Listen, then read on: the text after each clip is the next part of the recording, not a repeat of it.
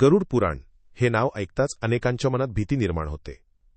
काही लोक म्हणतात हे पुस्तक घरात ठेवू नये, तर काहींच्या मते हे फक्त मृत्यूनंतरच वाचलं जातं. गरुड पुराण हे हिंदू धर्मातील 18 महापुराणांपैकी एक मानलं जातं. या पुराणामध्ये भगवान विष्णू आणि त्यांचे वाहन गरुड यांच्यातील संवाद सांगितला आहे. या संवादामध्ये जीवन, मृत्यू, आत्मा, कर्म, स्वर्ग, नरक, पुनर्जन्म याबद्दल अत्यंत सखोल माहिती दिली आहे.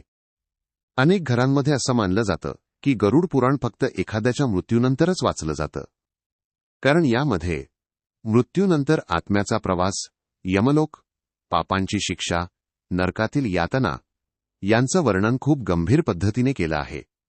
पण खरं पाहिलं तर गरुड पुराण माणसाला घाबरवण्यासाठी नाही, तर योग्य कर्म करण्यासाठी जागं करण्यासाठी आहे.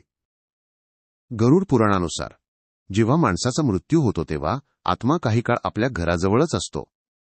तो आपल्या कुटुंबाला पाहू शकतो, त्यांचा दुःख अनुभवू शकतो, पण त्याला कोणी पाहू शकत नाही.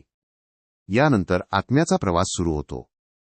त्याच्या कर्मानुसार त्याला स्वर्ग, नरक किंवा पुनर्जन्म मिळतो असं सांगितलं जातं.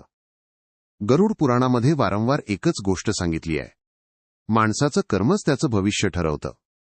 खोटेपणा, लोभ, विश्वासघात, आईवडिलांचा अपमान, दुसऱ्याला त्रास देणं ही कर्म पाप मानली गेली आहेत.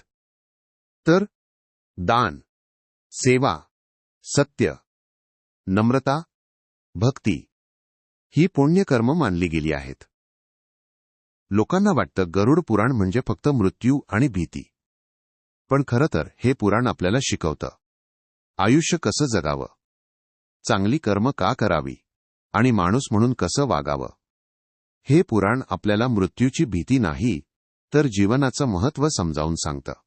गरुड पुराण हे भीती निर्माण करणारे पुस्तक नाही, तर जीवनाला योग्य दिशा दाखवणारं ज्ञान आहे. तुम्हाला या सिरीजचा पुढचा भाग पाहायचा असेल तर कमेंटमध्ये नक्की सांगा. गरुड पुराणातील अशाच रहस्यमय आणि आध्यात्मिक गोष्टी जाणून घेण्यासाठी आत्ताच सबस्क्राईब करा आणि आपल्या मनस्पर्श परिवाराचा भाग बना. आणि पुढच्या भागात आपण जाणून घेणार आहोत आई मृत्यूनंतर आत्म्याचा पहिला 13 दिवसांचा प्रवास.